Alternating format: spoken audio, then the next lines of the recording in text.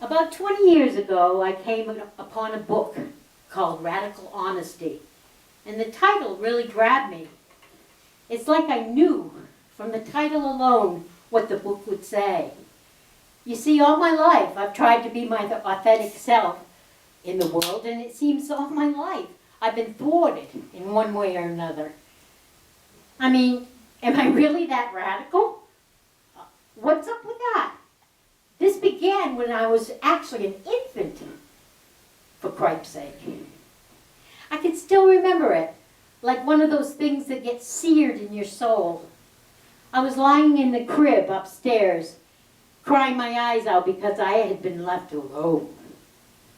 I want my bottle and my milk, was what I used to say.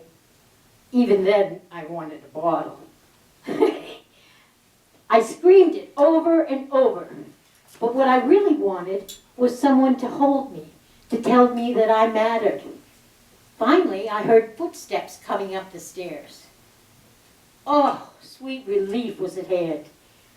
My grandmother, always so loving to me, entered the room and stood over my crib. She raised her arms, but instead of picking me up to comfort me, she made one sharp clap over my head.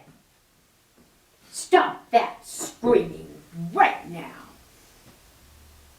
she said in no uncertain terms.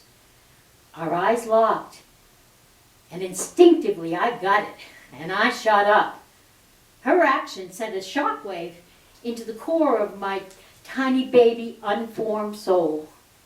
And that was the first time I was taught that there's a limit to how much of the real me that I can dare to express in this world into which I was born. Still, as I grew, I couldn't seem to help myself. I am a Sagittarius rising after all. My urge to express myself with no holds barred was irrepressible, no matter how many times I had to pay the price. Even now, I have a YouTube username that is called Outlash the Backlash, if that tells you anything. Maybe it's because I know now that my time on this world is getting shorter. But if there's one thing I know, it's how desperately the world needs radical honesty now. So instead of being what someone else expects me to be, I'm claiming my right to be accepted for exactly who I am. Can't read. Claiming my right to be exactly who I am. I'm no longer afraid of being me. Warts and glory and all. Some people won't get me, accept me, or like what I say. But that's okay. Let them turn away. Those who accept me will find I have something authentic and honest to say. I could tell you the horrors I've suffered, the labels and judgments I've endured. I could tell you of my successes too, despite all those horrors. But in the end, I'm just Gail, a human being who was born with the inherent human need to belong and to express myself in the world. I have a story, and so do all of you. And life has taught me that what makes us the most vulnerable also makes us the most beautiful. It's the place where I feel most alive. So Grams, wherever you are up there, if you're watching, this time you can't stop me. My soul is no longer unformed, and it refuses to die. And I've learned how to reclaim my primal scream.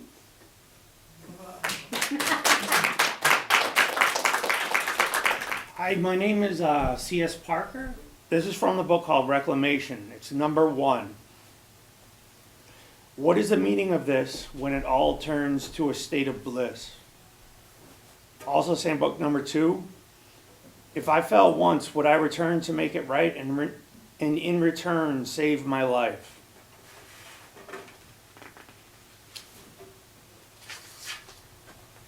Number 5. Hey there, my lonely son, can you come off your run and stay, be free to fall no more today? And stay here, stay without your love of a drug in the arms where Narcan begs you return. 6. They say you were lost along the way, but you're safe and sober too. Number 10.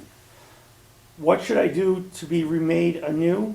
I think I could always find a way to move on along my way. Number 42. I need to do something for you and something for me. Why can't I let it be? I have to start on the correct path, if only for the aftermath. Then there's some from 2018. It's also back there. Number 17. So I slept all day. Would you be mad and say, what are you doing? Are you cheating? Or any such nonsense? Or just go with the flow and keep your heart content? 32. Don't be quiet, babe. Tell me what you've got, something to say. Make it lovely and make my day, 'cause I'm giving you my love in every way. 37. So what's the appeal of taking another life when you just want to kill yourself from lunacy to a sad day? Make it in reverse when you don't want to spread the hurt, then you are a hero. 43. If I want to live the life of a rich man, I would have given poetry away and settled for someday, and someday never comes. 45. So what's with cutting? An outside pain to remove an inner one? It doesn't make sense unless you really want to die. Then I understand, for even I have felt that sometimes looked over like my book and its cover. 51. So it's stop and go all around you because you've got a broken toe. 127. It is in walking away you fell for me. 205. So if I hate to be irate, could I calm, quell the storm, move on from being in the room? 474. Looking down over the water makes me wonder how in the world did these people live with no backyard? Then these are some, hold on, one more from 2018, 511. So I hit 40 and before me is the rest of my life and I want to live it without vice. And then this is an excerpt of one that's available on Amazon.com. It's called Best of the Best. I did analogies, analogies of different volumes of poetry, and I collect them, I do by year, and then I collect them, and I'll put all of them into one book, and for the last 5 years, I've been doing a best of each one of the years, based on hits on poetrysoup.com. So this is from Best of the Best. Art. Perhaps too postmodernistic to sell out an auditorium, but such latent haphazardness was used on the black and white, paint-spattered silver chair shadowed by approaching set, and the anticipatory ants who watched my mountainous meal crumble. Dare I to defend what's left? No, for I can appreciate the natural nature of artistic corrosive disorder.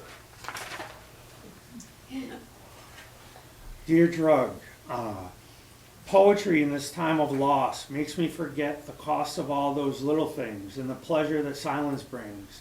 Here by your side now all the time for you, dear Drug, to make me smile.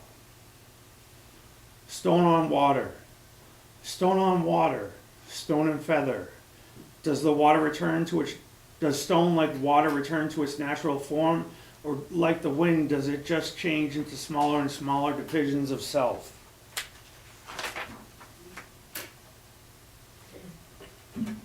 Hold on, I just want to make sure. Sand King, atop the dunes of time, Spent some hours tracking circles in the sky and diggings in the dirt in hopes of finding water traces.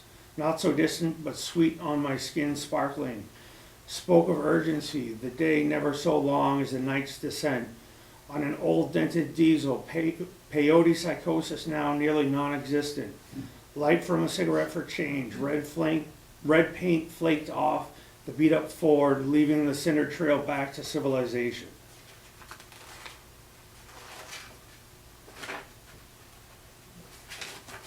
Okay, that's it. Thank you very much. Good evening, everybody. My stories are about my evolution in being a tour guide. I was a mailman in Portland for 30 some odd years, and the year after I retired, I was a Segway tour guide in Portland. And my fellow coworkers go, "How the heck did he get that job? He hasn't done anything for 30 years." And then I moved to Colorado, and I was a tour guide in a brewery. And I had a wonderful time. It wasn't the best thing health-wise for me. But, so I had a couple come in, and they had Yankee hats on. And my opening line was, "Good afternoon, everybody. Welcome to Boulder Bear. And my name is Bruce. I'll be your tour guide today." And I'd show them my Red Sox tattoo. "Anybody from New England around here, you guys come up front." I go, "Sorry, that's just the way it is."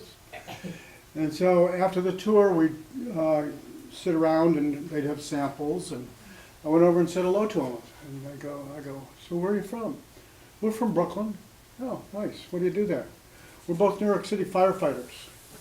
And I went, "Were you there on 9/11? And they said, "Yes." And it hit me like a brick, because that's what it does. They went out to their car. Wife said to her husband, "Come on outside." They went out to their car, and they brought me back in an FDNY hat, and they autographed it. And I only wear it on 9/11. I have many of those stories from there.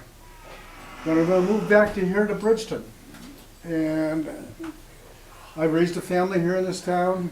I ran away from this town. I'm back in this town. I will spend the rest of my life in this town. Last May 23rd, a good friend of mine died on Mount Everest. He wanted to be the first Irish person to summit from both sides. And he was in the kerfuffle from the Nepal side because they gave out too many permits. He was the kindest, gentlest human being I have ever met in my life. And I met him in Casco. When I first moved back from Colorado, I lived in Casco for a year. And we used to hang out at Webb's Mills Pizza. Wonderful little pizza place in Webb's Mills. And Kevin would come in and he'd tell stories and he'd buy people beer and pizza, and he was just a wonderful, wonderful human being. When he passed, it deeply affected all of us over there. I've never met anybody like him. So it started me on a process of telling stories and to recover from Kevin. So all summer long, when I'd see people with a license plate from away, I'd go, "Hey, I see you're from New York. Where are you from?" "Bronx." "How long have you been coming to Maine?" "About 30 years. Why?" "No, you're from the Bronx." And so I told him the Kevin story. And I said, "So I want to thank you for coming here. We could not survive in Maine without you, especially in the Lakes region. We don't say thank you enough. So I want to say thank you for coming here and spending time here." And my tagline was, "Be kind, help others, and use your blinker." It always got that reaction. The woman looked at me with tears streaming down her face. I walk my dogs at Highland Beach every day. I'm the guy with the 2 Chesapeakes. With tears streaming down her face, she said, "You know that granite bench over by the boat launch? That's in honor of my daughter who died here 20 years ago." I can't make these up. I can't make these up. Another time I was walking down there, and there was a Muslim family, you can tell by their attire, and they were cooking fish. you know, right there by the beach. And so I went over to him. I go, welcome folks, it's nice to see you. Where are you from? We live in Westbrook. Nice. What country did you emigrate from? They said Iraq. And I said, I want to honor and thank you for being here. We need more people like you to be here. You're important to me, and I believe you're important to Maine. So thank you. I'm glad you're safe. Have a good day. I have about 30 stories from last summer, which was helping me to heal from Kevin. And it evolved. I finally hit a point in my life where it was time for me to grow up and become sane again. I'm recovering from addiction. My daughter took me to my doctor a few months ago, and he said to me, if you don't stop what you're doing, you're going to be dead in 6 months. And my daughter looked at me with tears streaming down her eyes and said, Daddy, I'm not ready for you to go yet. I was embarrassed to be with my grandchildren because I knew what I looked like, and I didn't look good. I've gained 15 pounds in the last 2 months. I was skin and bones. I was not healthy. I was not in a good place. I babysat my grandkids the other day. They left their grandpa now. And I'm able to do it.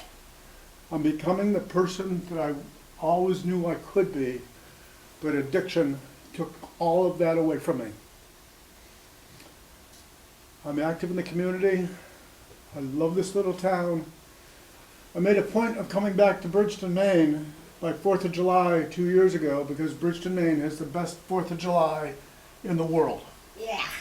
And I walked around with my Red Sox hat pulled down. And I raised my family here, so I lived here for a long time. And when I see somebody I recognized, I'd go over and I'd put my hat up. And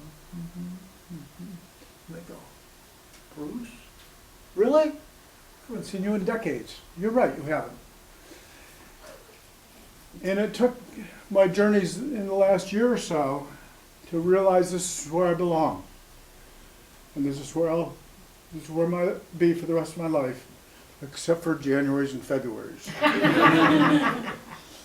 I was a mailman for 30 years. Never bothered me. Boulder, Colorado spoiled me. It's 20% humidity and 300 days of sunshine, and it melts in 3 days. And yeah, it just spoiled me. So I'm glad to be home, folks. Thank you for having me here. Have a great evening. Yeah.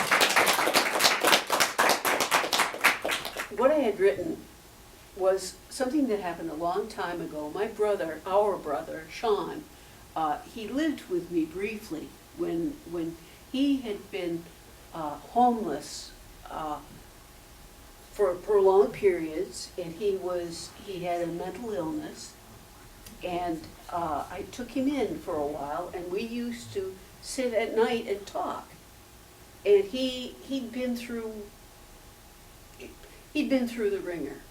But that one night in particular, we were sitting, and he told me how rare it is for somebody to be able to identify with a person who has been through the ringer, been torn to pieces, been undone, gone through so much that they've plumbed the depths and actually become worse than what they are. And you know, we all like to believe that there's a way for, you know, that right always prevails and the soul is always redeemed, but he knew that wasn't so.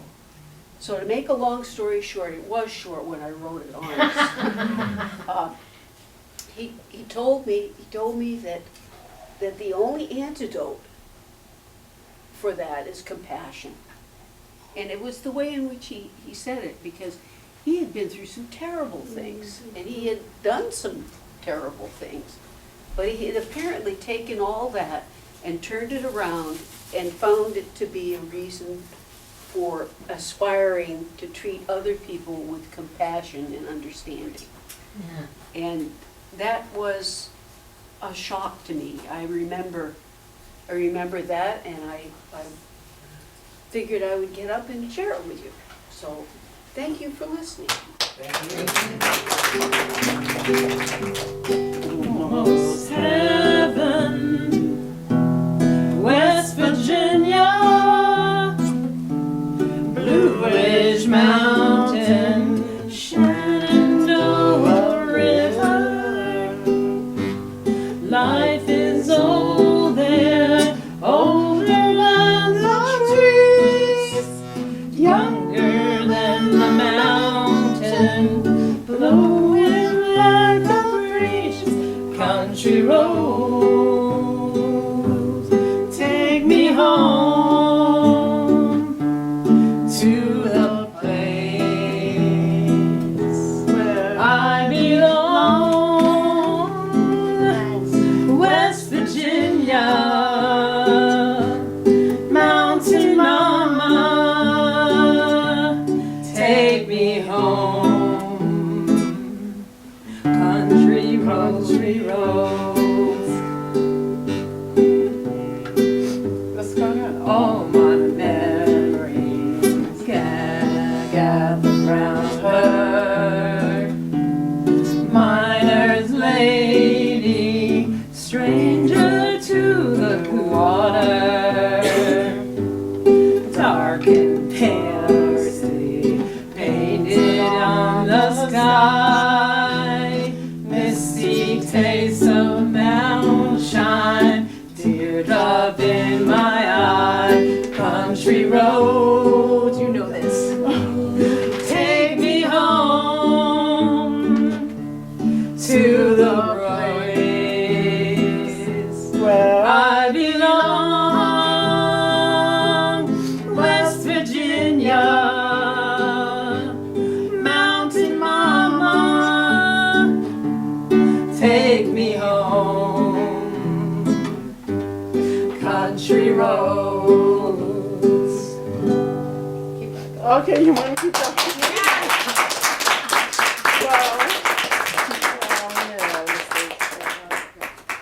Thank you. So, I like to write poetry. I guess everybody knows what a labyrinth. It's like you walk a path and it winds, and it has spiritual meaning, because as you're walking, you're contemplating God or your spiritual feelings or emotions. So anyway, here goes. Okay. Labyrinth. Walking circles, stones at my feet, I hear birds call and think. Life winds a narrow path. I follow the labyrinth spiral, a circular road, and find my nest is empty. Memories are stones left behind. I see dandelions along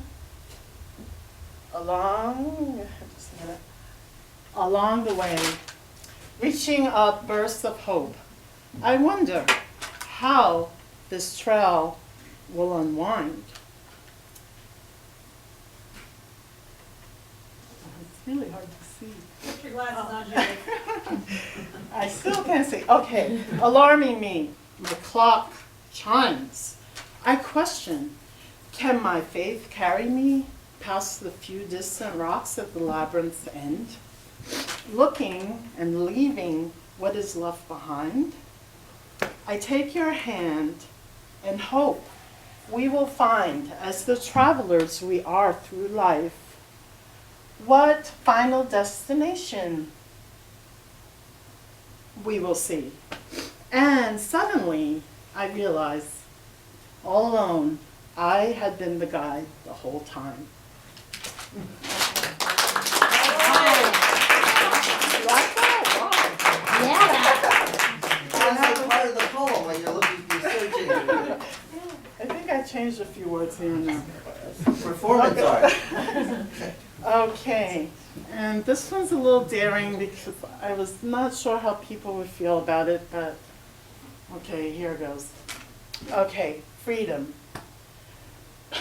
What do we have the people in this fight? This battle without end? Are we united or forever losing friends? War is no game and bleeds us bloodstained. In pain, crying every day, I wish there was another way. Black, white, true, false, we pay the cost with sons and daughters for freedom.